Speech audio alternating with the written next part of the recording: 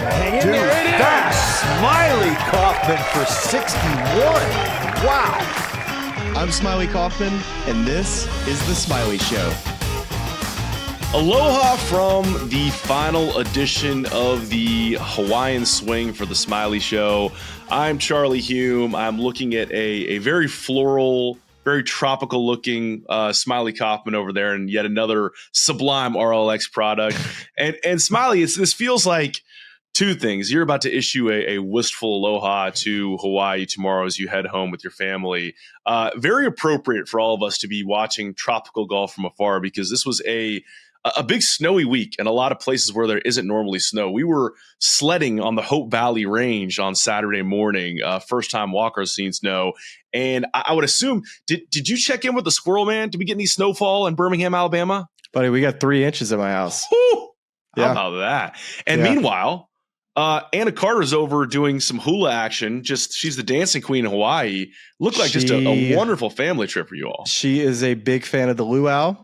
She's also a big fan of shave ice. It's not shaved ice. I didn't know that. Apparently that's a Hawaiian thing. It's shave ice.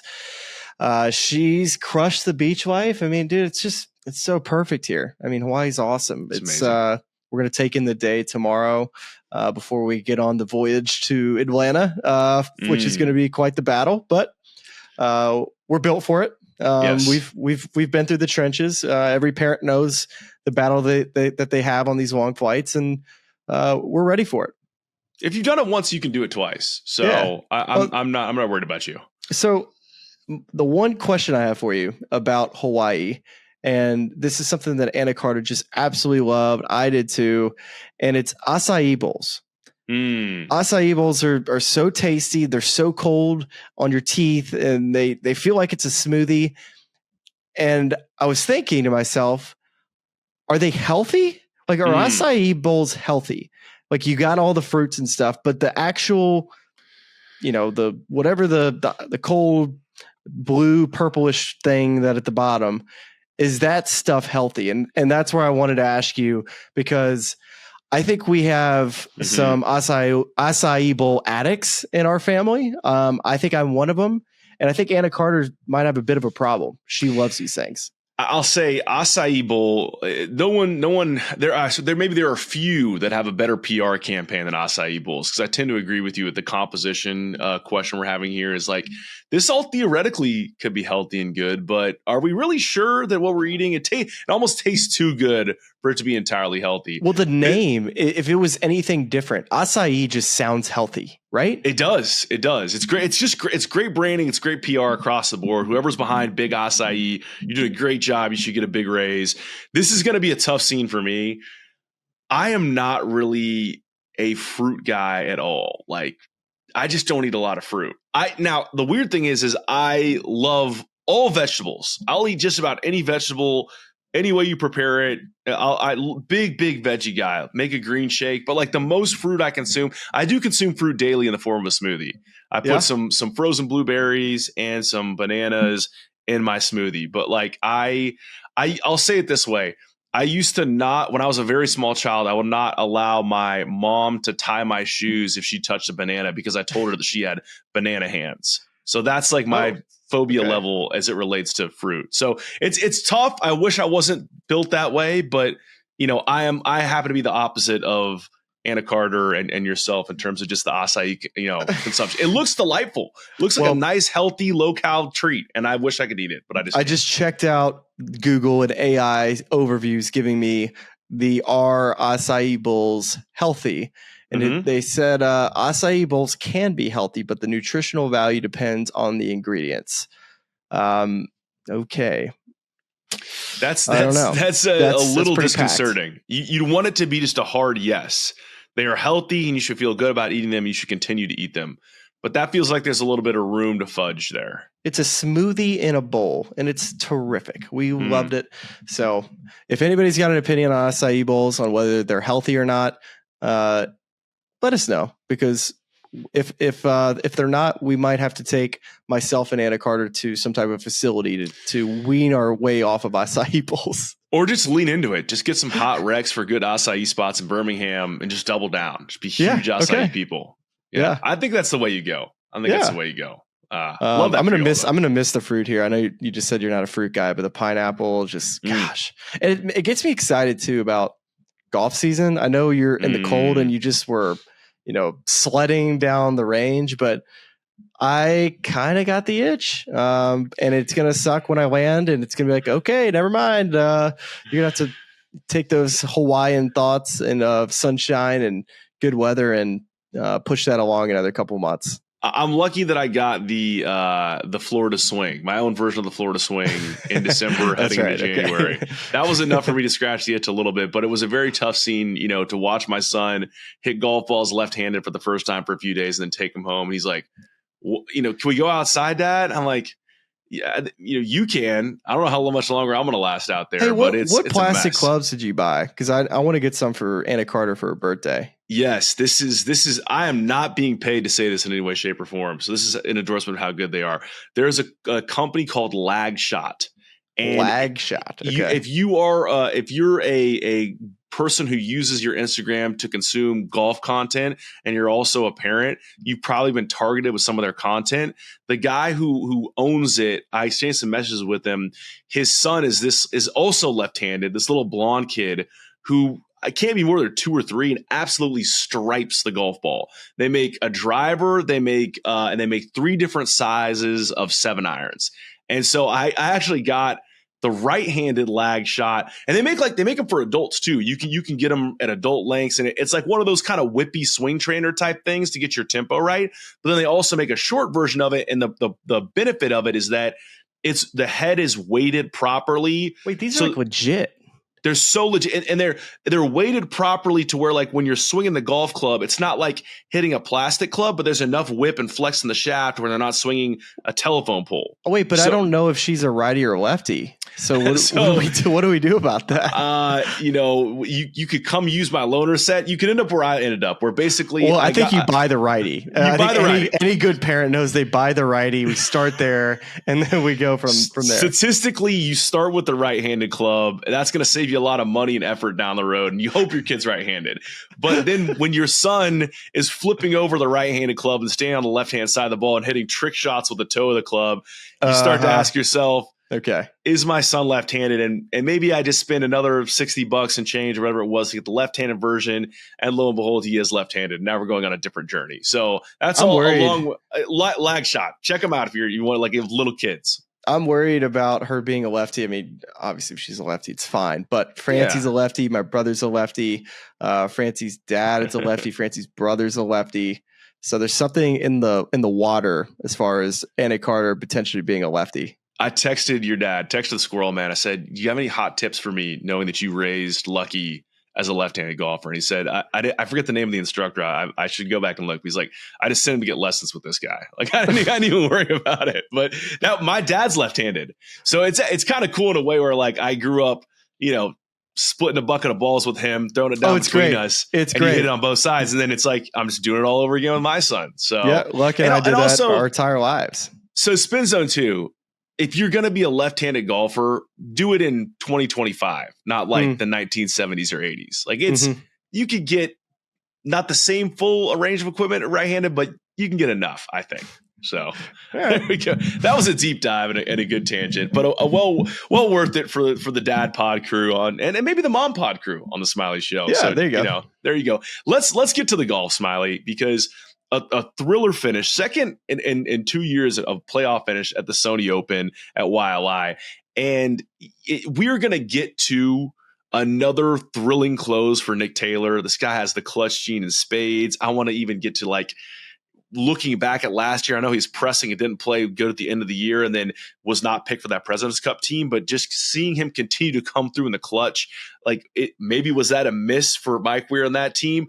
We're going to get to Nick today as well, and the way he got into this playoff, the way he won this playoff. But this was a movie with 4 main actors. You almost have to kind of tell the story chronologically to get the story of the day. And so let's start with JJ Spaun, who was a leader for most of the day, and Stephan Jaeger, who was in and around that lead and dueling with him. Because for about 75% of their rounds, they played what I very affectionately call Smylie golf, which is to say that they just explored all the various parts of the property off the tee and ended up with some interesting lies in the process. But by golly, when that ball hit the bottom of the cup, it was worst case a par, and often it was an insane birdie from a crazy position. That's Smylie golf to me. However, as you know, at this level, playing these tour courses, at a certain point, you're going to have to pay the piper. And that's what happened for JJ Spaun and Stephan Jaeger. And so I want to pass it off to you there, just charting their day. And then you noted this on the broadcast, had a couple interesting observations, particularly about Stephan Jaeger's tee club choice. It's like, how did the day break down for those two, and how did they play their way out of this playoff? Yeah, I think when we came on air, there was like 23 guys within 4 shots of the lead. So we really didn't know what the day was going to unfold. We felt like JJ Spaun, based on the start that he got off to, that he was going to be a player in this play that you're talking about. And he looked really good on the front nine, looked rock solid. And Stephan Jaeger too. Both of those guys looked really good. And when things started to get a little off was the 9th hole. Both guys looked like they were in a really good position to make birdies. Jaeger hits it in the greenside bunker. Everybody had gotten it up and down, hits it to 8 to 10 feet, misses the putt. And then JJ Spaun 3 putts. And you're like, all right, okay, first kind of, I would say, hiccup from both of these guys, because the 9th hole is one you got a birdie.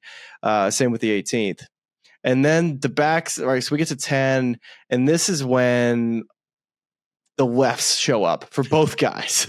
Stephan is if you're not familiar with Stephan Jaeger, he used to be a miserable driver of the golf ball, hit it short and crooked. It's a terrible way to go throughout life. And that's how Jaeger's professional driving career was. He was an awful driver.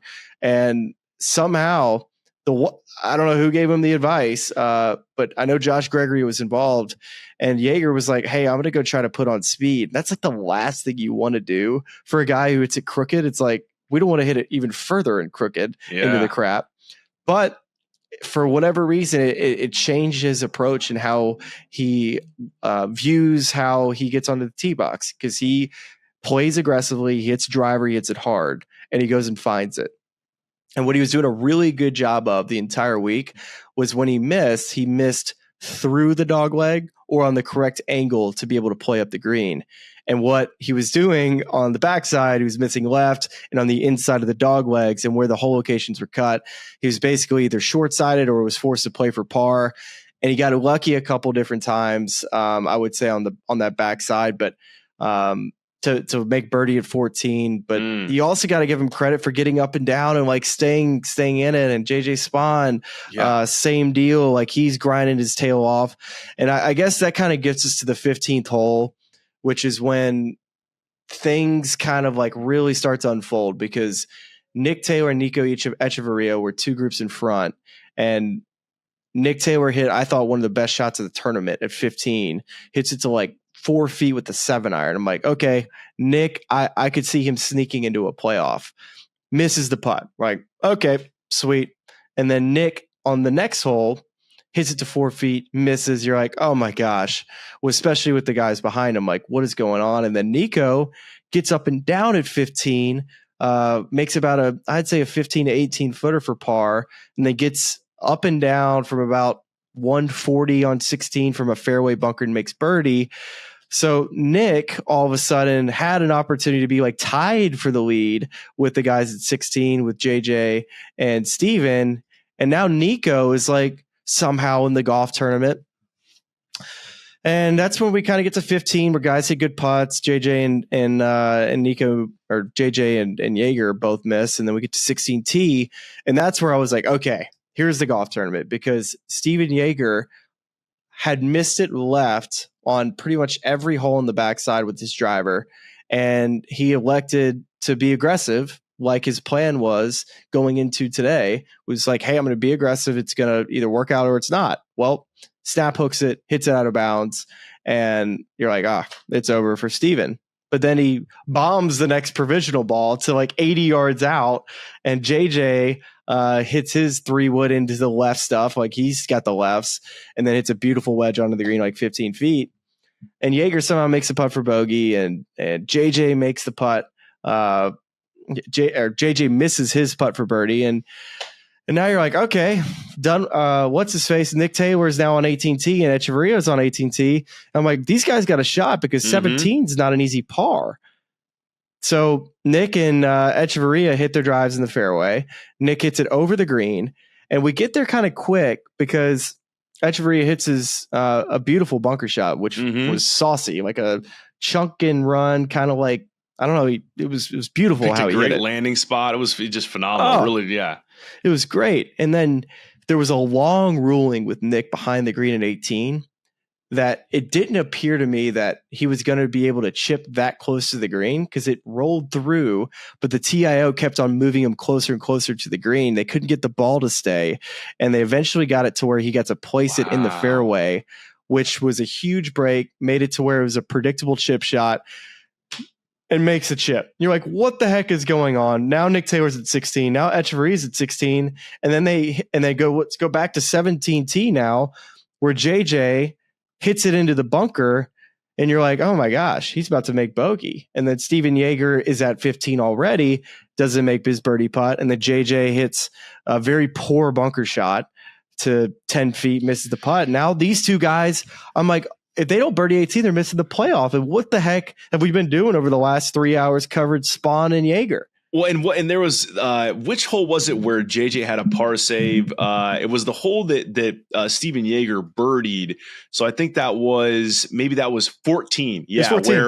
Where JJ hit another chunky bunker shot and left it short. That was a more understandable one because you couldn't make the mistake of like flying it over because that's where you make double bogey and lose the tournament. Sure. I think he was playing for a bogey and it just happened to hit an incredible putt and make that par putt. But Jaeger made a 40-footer, but he was lucky, I thought, to catch a lie left in that rough to be able to keep it on the green because if he gets a lie that's sitting down, he's playing out to the right or towards the front of the green. So I felt like lucky to have a 40-footer for birdie.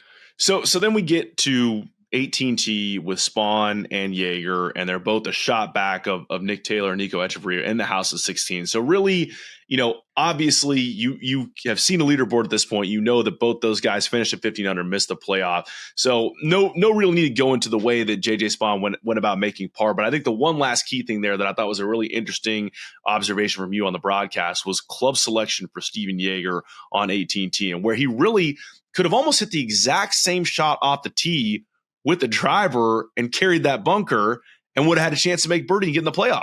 Yeah, it was about 295 over it, down and off the right. It's hot. So maybe they felt like 3-wood was enough to carry it. But in my mind, the way he entered the day and the way he approaches his driving, it was always a driver in my mind for him. I still don't really fathom understand the reasoning why he didn't hit driver because maybe it's just because he didn't feel comfortable with it and he felt like he needed to be in the fairway being one back. But there were plenty of guys making birdies from the rough over the bunker to the left or right. Just felt like to me, the way he plays the game, he just kind of went against that on the 18th.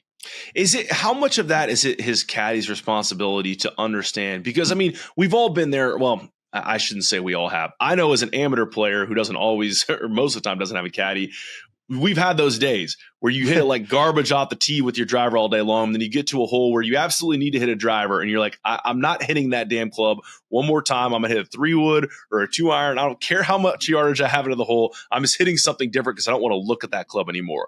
Yeah. Is there a little bit of a responsibility of the caddy there if that is similar to how it maybe went down where he's like, dude, you can hit the driver here and go as far left as you want to because you can go into 10 fairway or go over on 10 and still have a shot. You can't hook it that much, but you could have ended up in the left rough. Yeah. That would have been a snap hook to hit it into 10 fairway. But the way I see, I mean, he may have hit 3-wood earlier in the week. I'm sitting here looking at his tracers right now.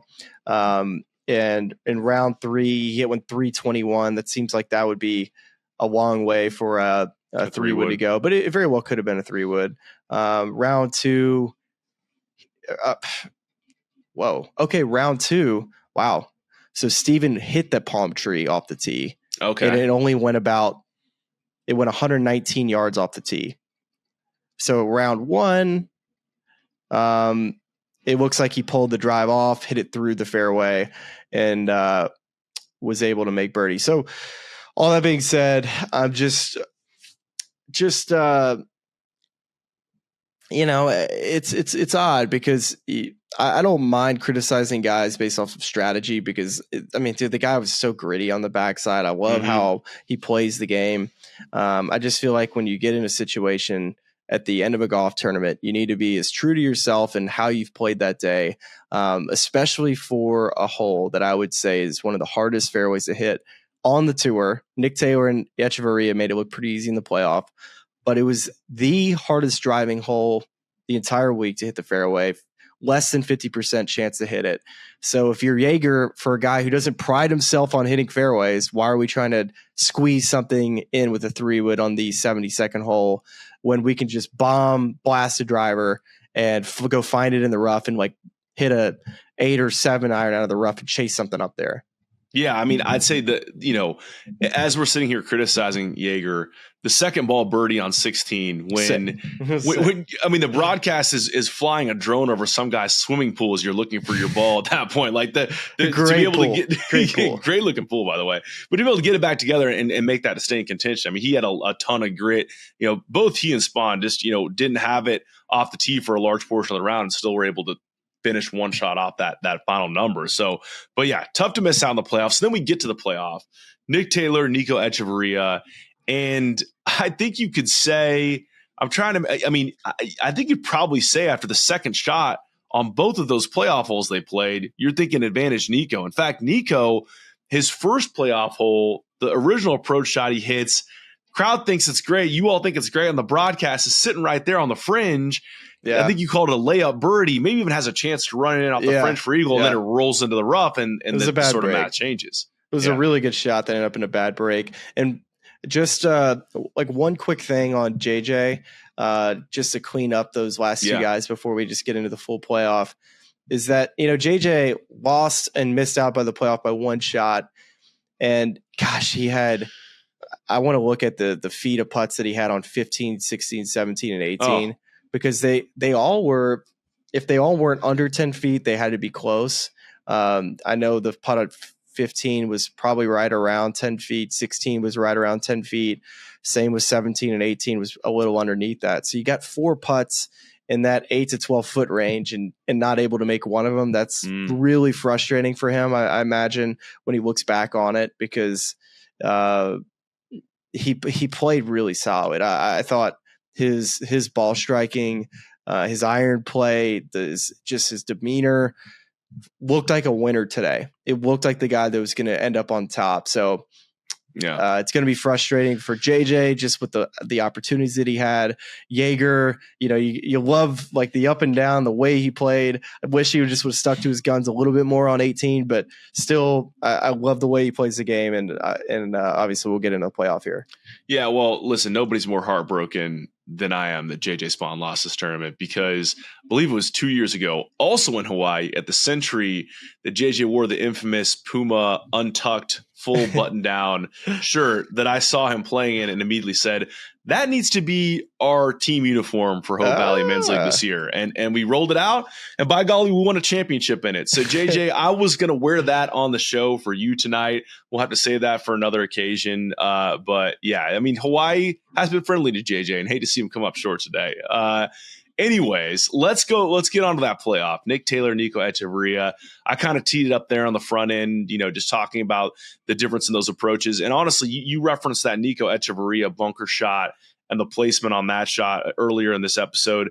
I thought the pitch shot that Nick hit, I don't even know if it was a pitch, because I think he ballparked it about 50 yards on the second playoff hole. It was a pitch. Unbelievable to kind of land that right there on the front of the green and have it, chase up to wherever that 2 feet 9 inches I think it was to win this tournament. It was amazing stuff. Yeah. It really was impressive.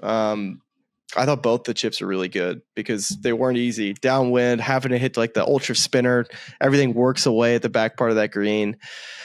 So it was, a guy that I think Dan may have said it on the broadcast. Just like, man, this guy just needs to play every day like he's in the lead because he just has that look about him that he's not going anywhere, that he's clutch. And I think you kind of mentioned this too, is that President's Cup. It just never made sense for him not to make that team. It was overthought. Nick Taylor's ability to make big putts, I don't care about what the stats say. It was a mistake to not have him on that team. Were they ever going to beat the U.S.? I don't know, but you got to take Nick Taylor to Canada. You just got to. I 1,000,000% agree. I'd rather lose a President's Cup with Nick Taylor on his home soil because he has an off week, and just have that be the way it goes, than have the chance of him showing up and just, it's kind of insane, especially when you chart the progression of the round as you did, where he misses 2 4-footers when he definitely has a chance at winning this golf tournament, is in and around the lead, but there's not like that inherent pressure of 72nd hole needing to chip in for eagle, or now I'm in a playoff and I need to come up with some, pretty miraculous shots to either keep the playoff going or win it. It's amazing how he has the ability to flip the switch. So it's one of those guys where, of course, you could look at his form in the latter half of 2024 and say, maybe there are other guys out there that are playing a little bit better right now. But I just think you kind of throw that out the window for Nick Taylor when you know his ability to come up in the clutch, and he'd be playing in front of a home crowd. And that adds so much more to that sort of sense of clutchness, I guess. It was a mistake. Yeah. You do your best with statistics to try to fill out your team, but I don't care about what the form says. He had to have been on that team. He would have, it just seems silly that he wasn't when you look back on it. Let me ask you quickly on Nico as well. So he, on that second playoff hole, he kind of feathers in that nice little high cut, lands center of the green, and releases to the back of the green. Nick, at that point, we're thinking, it's going to be a tough kind of downhill putt, but Nick's 50 yards short, and that's a tough pin placement from that angle. We have no idea where he's going to end up in terms of a putt for birdie at this point. Nick gets it close, so obviously there's more pressure at that point, but he leaves that first putt. It's a bad putt. He leaves it 6 feet, short. And I can't tell from the angles, but maybe it looks like it's above the hole. Do you feel like he played a little fast there? I felt like the time between when that putt came to rest and when he was over it felt fast to me. It did feel fast to me. You definitely were onto that. It didn't feel like Wesley Bryan fast, like when he was at the R7 trying to make the cut, but it definitely felt a little quicker. But hey, I like guys trying to stick closer to their routine than taking longer to try to really find something. But it was a really poor first putt. I thought that he was going to really have a chance to make that putt, and to come up that far short was surprising. Yes, wind gusts make things very challenging out there. Probably a putt he's never hit before, but in moments like that, I was expecting him to come up pretty big, and he was coming up incredibly big in how he played down the stretch and how he's played this entire fall. He had 4. This is the 5th top 11 that he's had. He had an 11th at one of those events in the fall, but pretty much like 4 top 5s in the last 3 months or so. So he's working his way up the official world golf ranking. He's a player that just continues to impress me. I must say, like, from a guy that I competed against when he was at Arkansas, he just keeps getting better. And I thought the one interesting thing that I picked up on just looking back at his first year on the Korn Ferry Tour, or coming off the Korn Ferry Tour, is that he missed 23 cuts his first year. But also won. But he also won. That's the only reason he kept his card. He kept that 2-year exemption for that. So he just keeps improving, and he switched golf balls and went to Strixon. We talked about this in the one and done. I think you liked Echavarria this week. I did.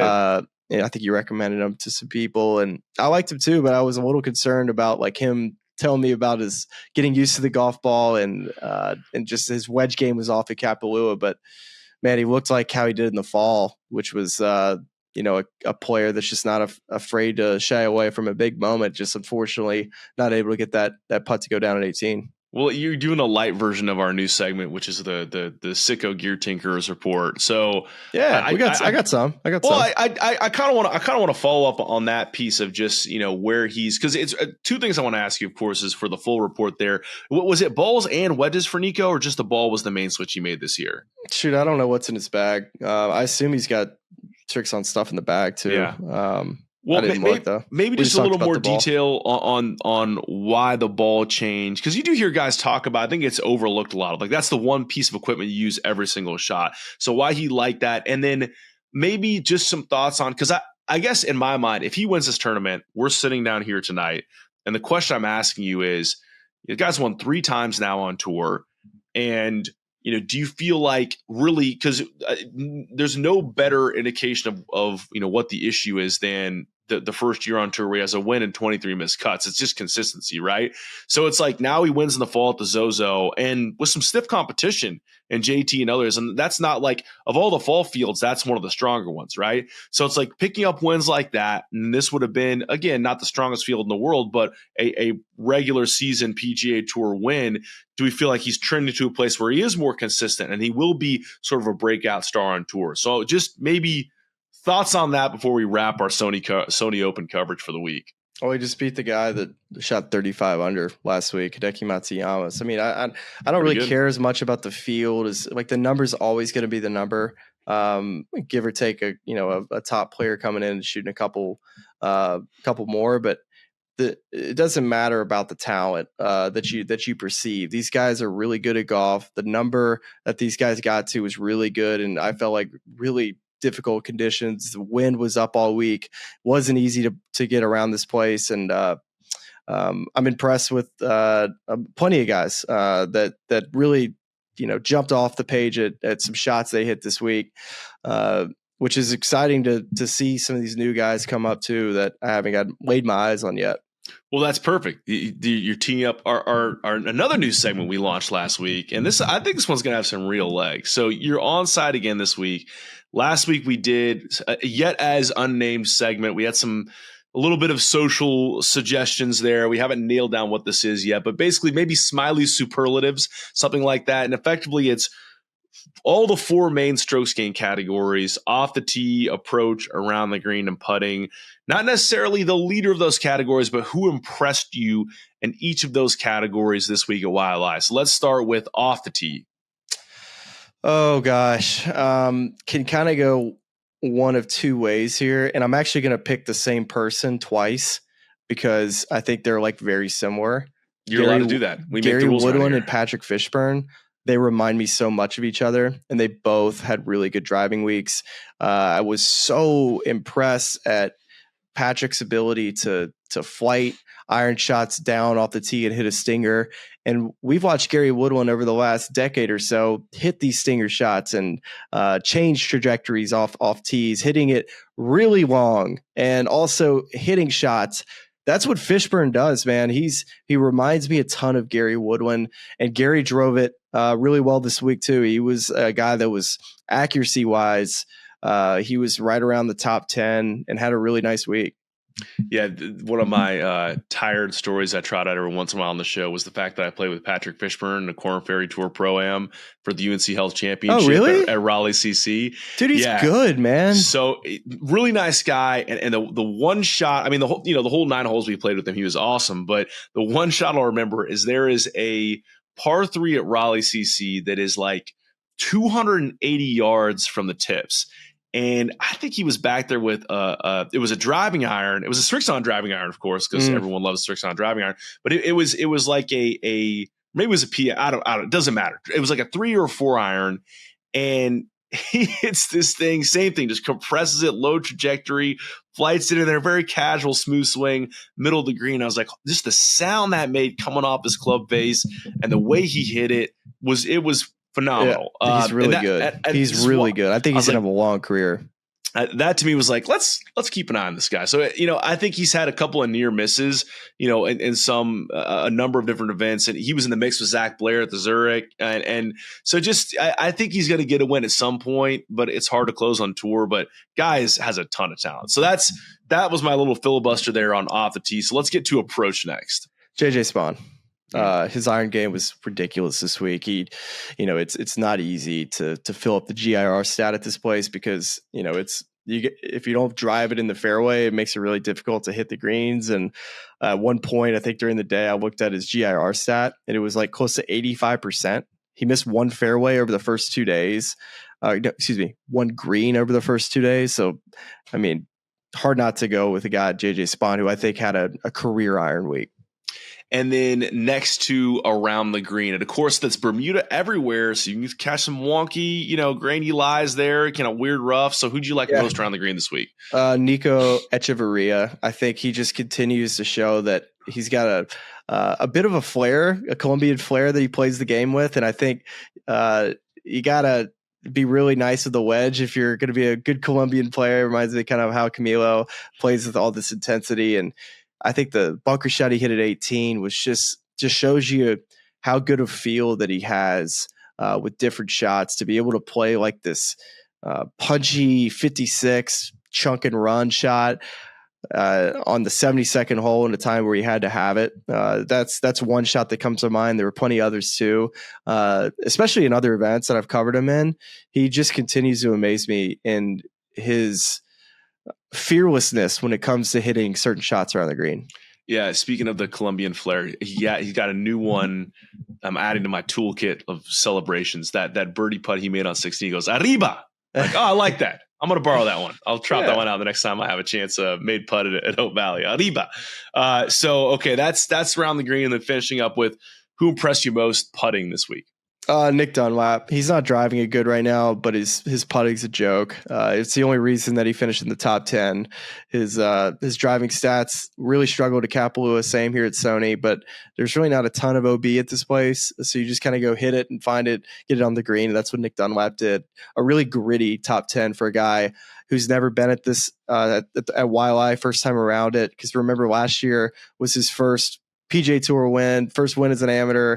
So everything now he's going to be seeing for the second time starting at the Amex. Hot putter heading into the Amex, a place which John Rahm once affectionately referred to as a piece of blanking putting contest.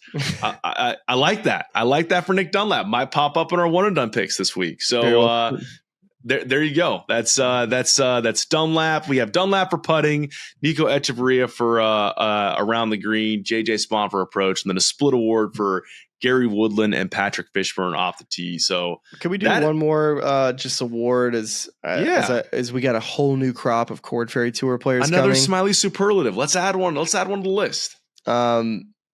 I think the one that jumps out, obviously the guy who performed the best coming off of that is Jackson Suber, player out of Ole Miss.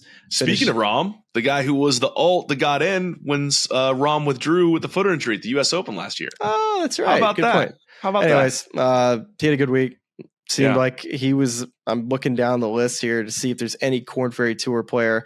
Oh, the other one would be Paul Peterson. He had a really good week. He was up there all leading up pretty much one, the right? entire time. Yeah. So Paul and Jackson Suber, good start for those two guys.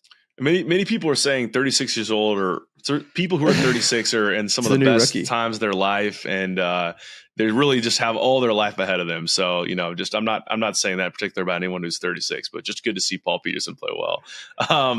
That's a wrap for our Sony coverage. Unless there's anything you want to add, Smylie, because we're doing a little bit of a truncated show here a little bit this week, and I'm excited about what the rest of the week has to hold, because we have, and we really didn't even get into this in this part of the episode. If you missed Smylie's conversation with Luke Clan as part of the Friday happy hour at the Sony Open, and maybe you have a few extra comments on that as we go out, but just he missed the cut this week. But Luke, 17 of the 20 points he needs to get his card via the accelerated program. I'm sure we're going to see him get a few more exemptions, and the rest of the, coming out of the winter into the spring, and might lock that card up before he ends up graduating or playing in the NCAA championships this year. So we'll just see how the rest of that season progresses for him at Florida State. But he's obviously an amazing talent that we've talked about a lot on the show.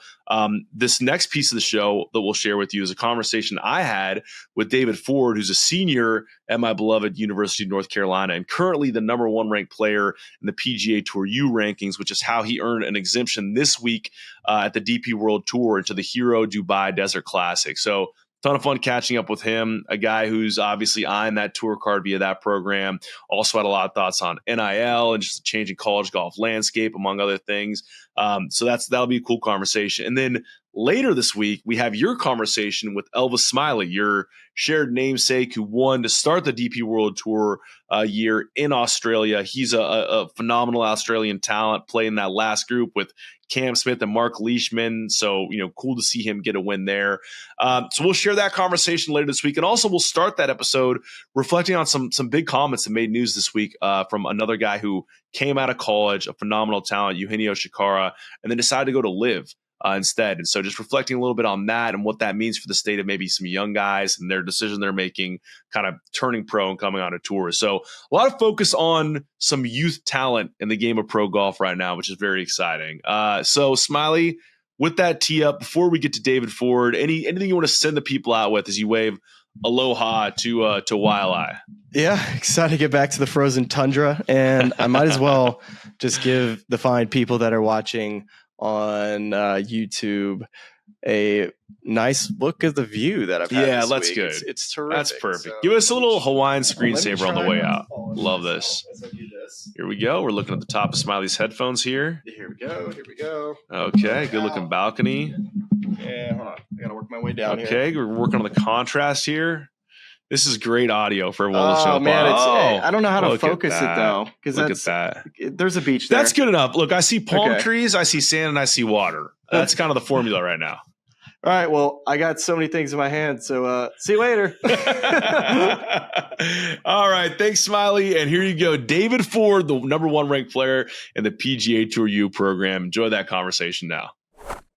Welcome to what is a Smylie show, I guess, special feature of sorts. I am Charlie Hulme, and to borrow a video board turn of phrase, I am a Tar Heel, and that's why I'm thrilled to be looking across the screen at another man who's a Tar Heel, David Ford. David, I got a quick little bio for you here. Of course, senior at the University of North Carolina, the number 1 ranked player right now in the PGA Tour University standings by virtue of a great fall that saw you win twice.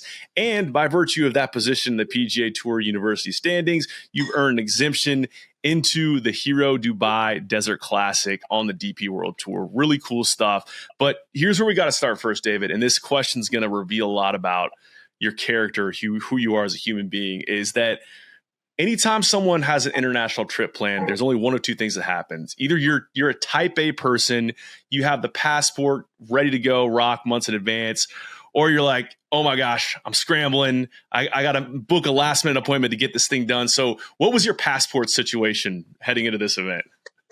That's such a good question. I've had a few international trips in the last year and a half or so. So thankfully I have my passport in one spot all the time. And I keep it there. I feel like pretty good at managing where it is. So I have my passport confirmed. Yeah, I'm ready to go. That's huge. That's a big part of the process. I know there have been a number of times where I've gone to travel and it's like, wait a second, when was the last time I updated that thing? Oh yeah, we're gonna have to scramble on that. So yeah.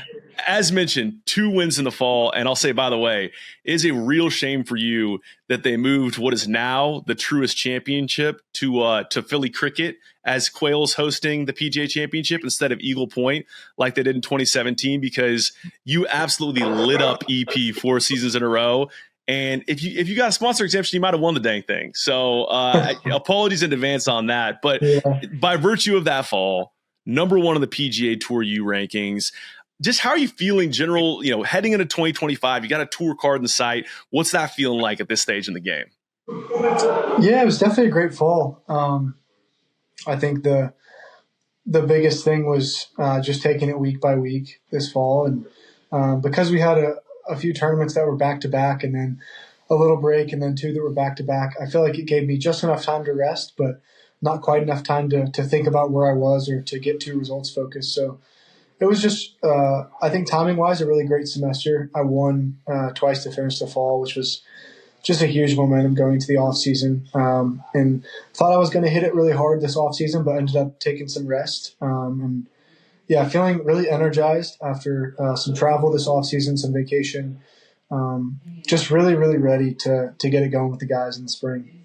Just gearing up. Got a lot of fun tournaments ahead of you. You head to a tournament fairly soon in Hawaii. You played really well out in the past. And we open this year with another big set of news on the PGA Tour University and PGA Tour U accelerated front. More opportunities being open as it applies to you, or really the class after you, for the main PGA Tour U program. They're going to expand more access to the Korn Ferry Tour for those elite upperclassmen college players. I'm just curious, just the general vibe amongst your peer group reacting to the growth in that program and now adjusting to create even more opportunities for the best collegiate players. How do you all view that internally? Yeah, it's only been a few days, so I haven't had much time to talk with people or to process it much. I don't even know that I've had a conversation in person with anybody about it. But it's obviously great. I mean, the guys from the classes above me, Ludwig, Michael Thorbjornsen, even guys like Dunlap and Luke Clanton that have just proven that amateurs can play really well on the PGA Tour, have allowed us these opportunities. And so I'm thrilled about it. I'm thrilled for the guys behind me that just, I feel like, deserve so many opportunities. So, yeah, I'm pumped about it. Do you feel like it just feels to me, maybe this is just a prisoner of the moment thing or anecdotal, but the depth of talent at that collegiate level is maybe as good as it's ever been. Is that something you agree with? And do you chalk that up to, better equipment, better data, better coaching? What do you feel about the state of the college game in terms of depth of talent? Yeah, I don't know. I think there's a few different angles to view it from.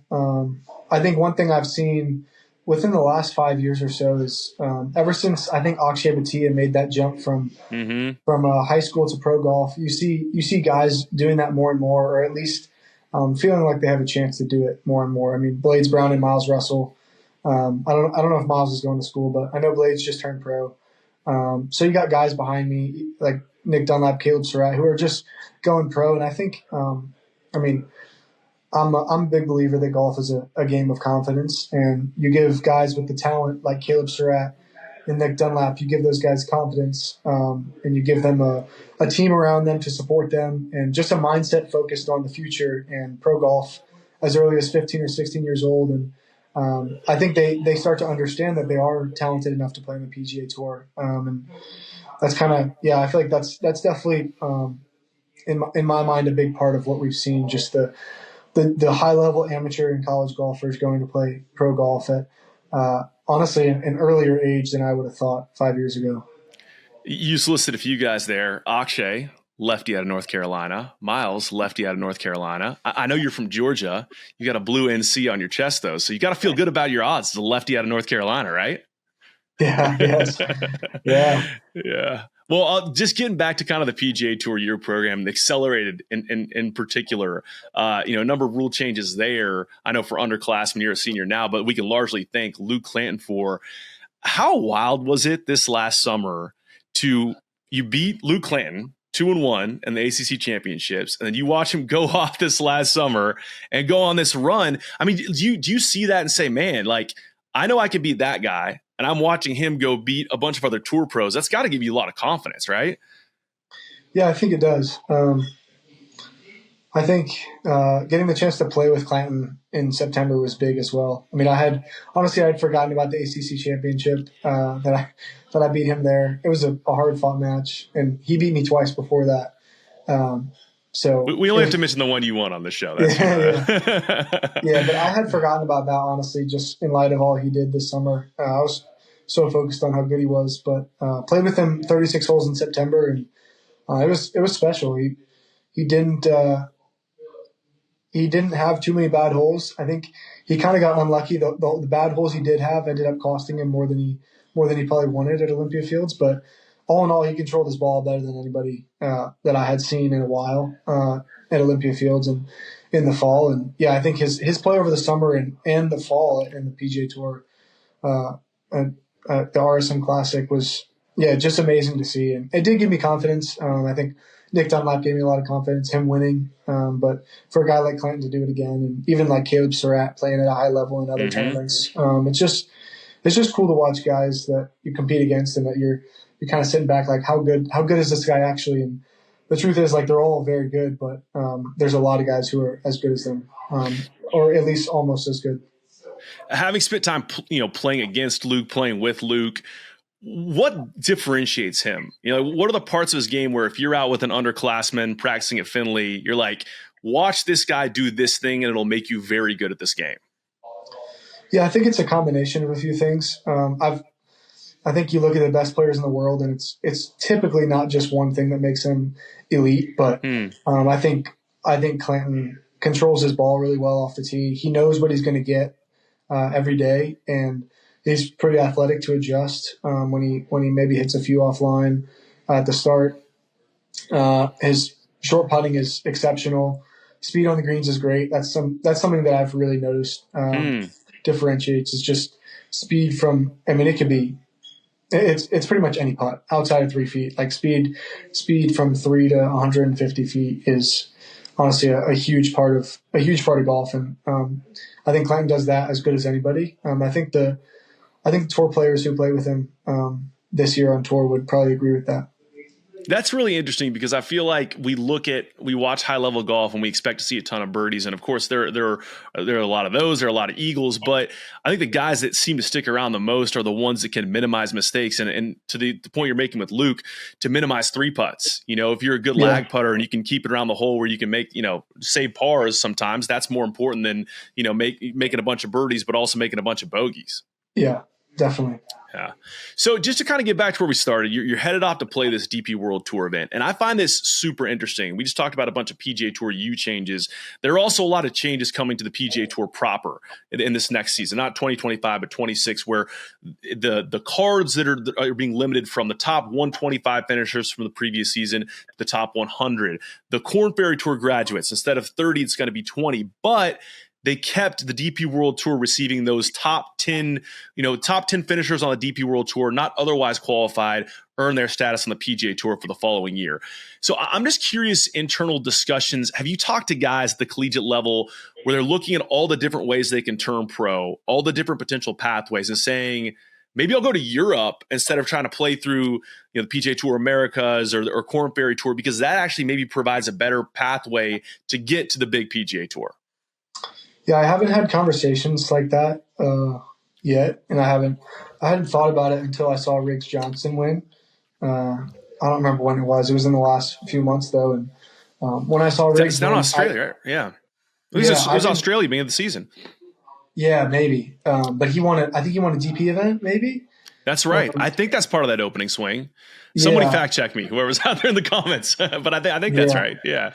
But I know he won something I'm pretty sure it was DP World Tour. It was definitely a big event. And seeing that, I was like, first of all, he was a great college player, but I didn't know where he was like playing pro. I knew he was pro, but I didn't know where he was in the world, like where he was playing at or what status he had. And to win that and then to get into some other events and to honestly to solidify yourself as like someone who's won at a high level and then created opportunities, like that was just a clear way of like guys that I've played with that I was impressed by, but there's a bunch of guys out there who are super talented like Riggs is. So that was just the first time I ever thought of it, and to be honest, I hadn't thought much about that. I think when the time comes, I'll let my agent play into that one a little bit, but yeah, for right now, I'm just playing as good a golf as possible. And it definitely is a great opportunity and really interesting to hear guys, to hear that DP World Tour be part of the discussion though. Yeah. And our crack research team, i.e. me, confirming it was the ISPS Honda Australian Open that Riggs Johnson won into December heading into So how about that? But yeah, I mean, and I guess for you too, like you're in a position now where keep playing like you're playing and you're just going to get your card outright. But I just think it's interesting to look at other guys who are maybe trying to, find a way onto a tour, and maybe the DP World Tour is an interesting pathway and you're going to be over there playing. So a cool opportunity to shift gears in a way, but really it's all on the same topic in terms of increased opportunities at the collegiate level, NIL, the revenue sharing, it's pervasive right now, right? Like it's all everyone wants to talk about for major sports like football, but it also has a huge impact on college golf. And so just curious, looking back at the past few years and looking back at this revenue sharing, period that's about to start, can you think of positive ways in which that's impacted college golf? And are there any drawbacks you've seen? Yeah, I think being an ACC school and not an SEC school, I've seen more drawbacks. I do think it's helpful to get guys' minds thinking in the future for their pro careers. Like, I think,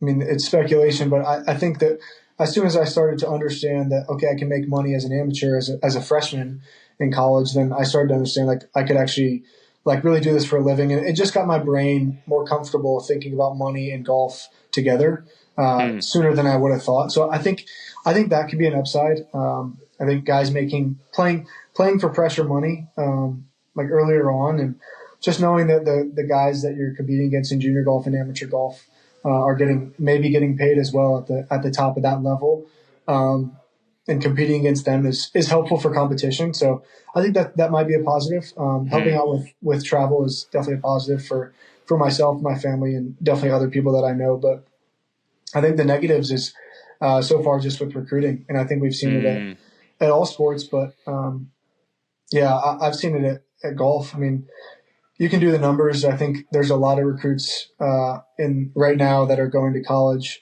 either 2024 high school graduates, so they're freshmen now, or 2025 high school graduates, so going in this next fall. I think there's a lot of guys that are going to SEC schools.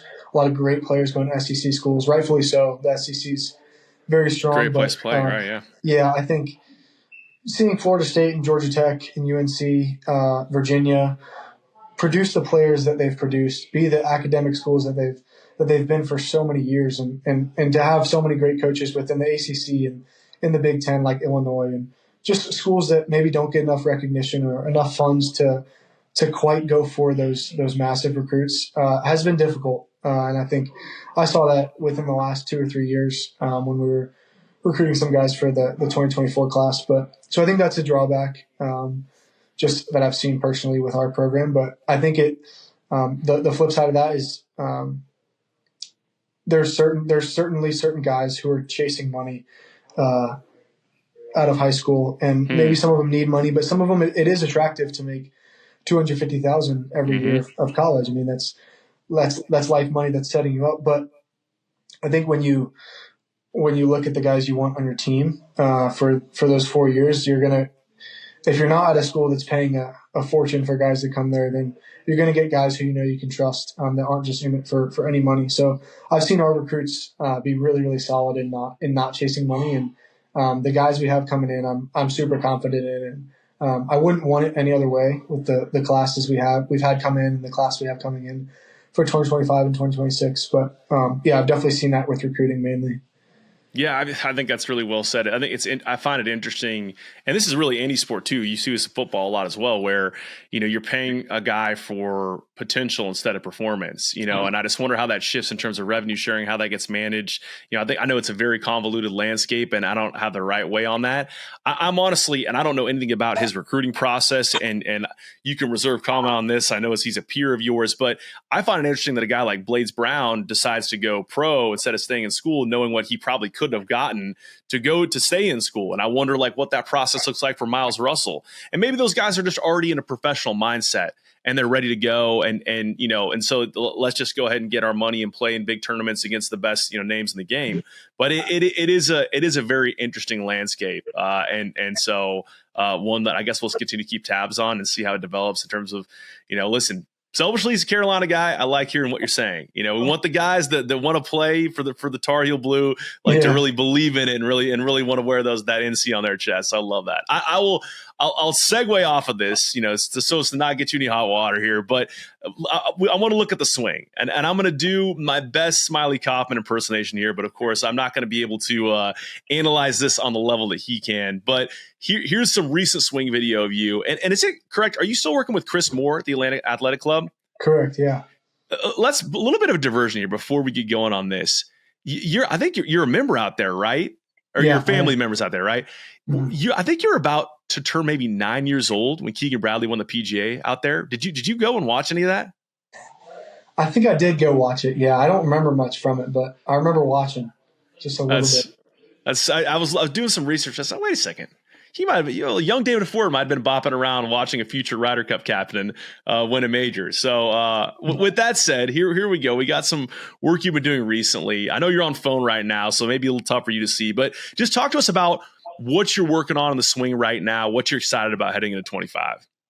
Yeah, I can see the video fine, luckily. Okay, good. How about that? Yeah, but my coach and I have talked a lot about this in the last year or so. Just maintaining my swing where it's at and swinging with the swing that I got. Not trying to do anything fancy or anything crazy, but just making sure I'm hitting certain positions. So there's certain things I look for that are really important. One of those being that I got to keep it on plane. So I want my club on the way down coming down pretty close to my left forearm.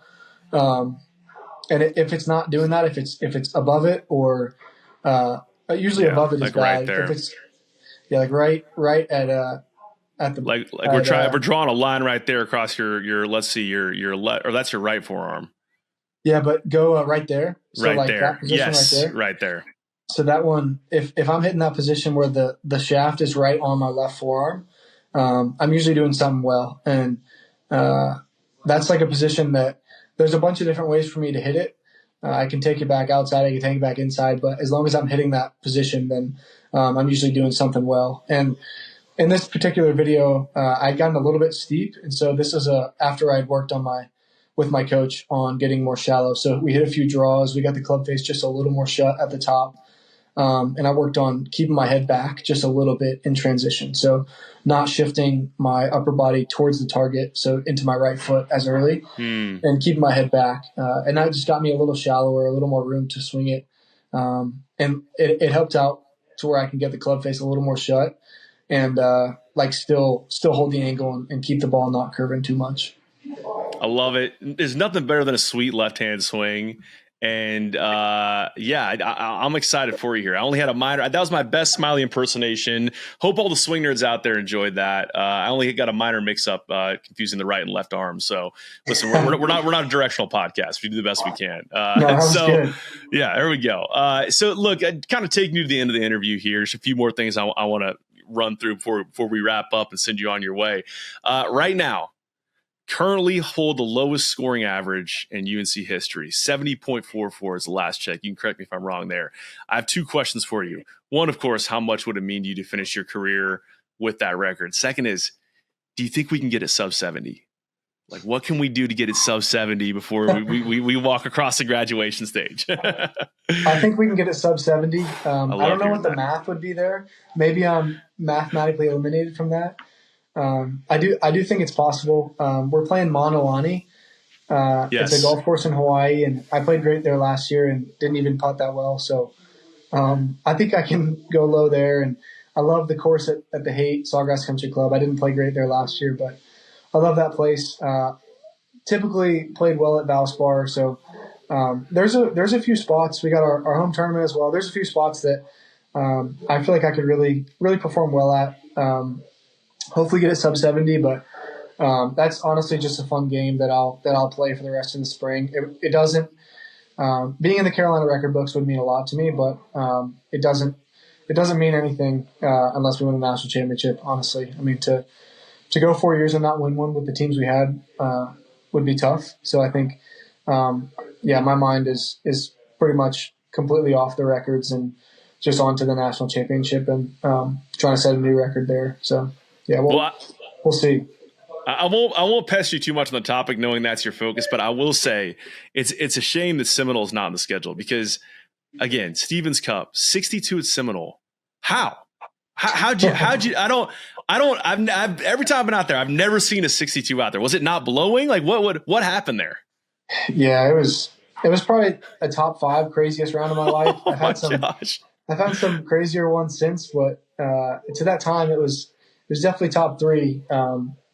I made 8 birdies in a row, and to start that birdie run, I missed the 12-footer for birdie, I missed the 12-footer for birdie, I missed the 12-footer for birdie, then I missed the 12-footer for eagle on hole 9, and that was what started my birdie run. 9 through 16, I believe, so 8 holes in a row. Missed like a 30-footer on 17, and missed like an 8-footer on 18 for birdie. So it was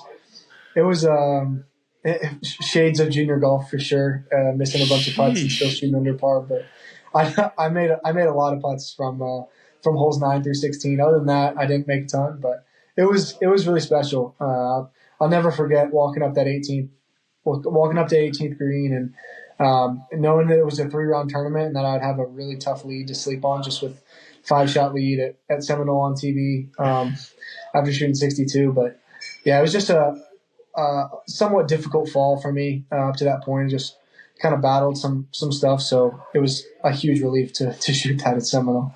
Golly, I mean, so I was out there for the Walker Cup. I think it was 21. Mother's Day 21 was the final day of that tournament, and I mean, that is 62 out there. That is golfing your ball. That is. I stood for a while on 18 on the right side, just below that green side bunker, and every single approach shot seemed like miss right. They didn't play it factor enough to win rules there. So to get it around a 62, I mean, that is highly impressive stuff. That's a cool memory you're gonna have forever in golf. So highly impressed with that.